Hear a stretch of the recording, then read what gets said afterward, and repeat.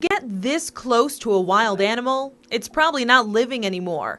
Taxidermy allows you to do this, but the process of getting there is not a very pleasant one. Antlered animals, we boil the skull plates to clean all the meat off and then let them dry in salt also. So they're nice and dry and there's no odor to them. On antelope and most of your horned animals, you have to boil the horns off to remove any meat from the inside of the horns.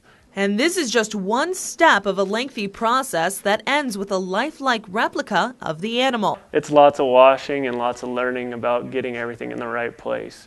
That's the biggest thing about being a taxidermist, is getting the nose right, getting the eyes right, getting the ears right. So it is an appealing thing to look at once it's done, and it is lifelike. Scott Gunther of Gunner's Taxidermy says it takes about 6 to 8 months for a project to be completed. From the time I start skinning it, if I kept track of all my time from skinning it and curing the hide, and then once I get the hide back from the tanner, I take that cape and I put it on the form and I adjust the skin for 3 or 4 days. And then I end up finishing it by painting it. Taxidermy is really considered an art form. The final product is only partially made up of the animal that's first brought in. The rest is made up of materials like glass, clay, and foam. The only real part on my shoulder mounts is the antlers and the cape. It's a polyurethane foam form, and the skin, once it's tanned, is wrapped around that form, and artificial eyes are put in, and the antlers, the actual antlers or horns, are mounted to the top of the form.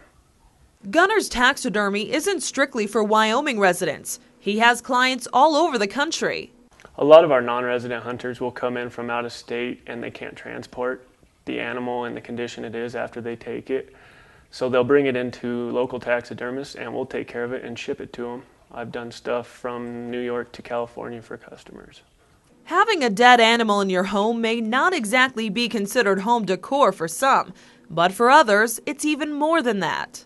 A lot of the work I do is memories, either hunting with their children or their first animal, or a lot of times it's the largest thing they've ever gotten, so they want to have it forever.